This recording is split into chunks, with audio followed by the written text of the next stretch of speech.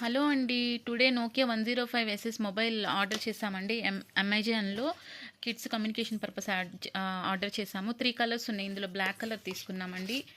FM radio ఉంది. Up to 12 hours 22 days talking time ఉందండి. 4.57 centimetres display, LED torch, games, micro USB charging, storage for 2000 contacts అండి. And 500 SMS కూడా. దాని మీద price 1599 ఉందండి. కానీ అమెజాన్లో ఆర్డర్ చేసాము 1099 199 అండి. 1199. మోడల్ నెంబర్ చూసారు కదండి, నోకియా 105 ఎస్ఎస్.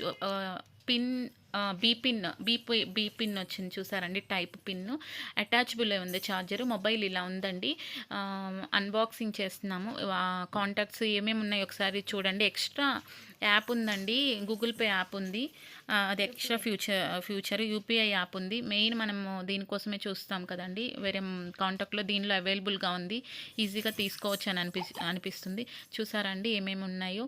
మేము ఇంకా సిమ్ ఇన్సర్ట్ చేయలేదు, సో అందుకే నెట్వర్క్ అన్అవైలబుల్ అని వస్తుంది. బిఎస్ఎన్ఎల్ సిమ్ తీసుకోవాలనుకుంటున్నాం. ఇవి ఉన్నాయండి యాప్స్.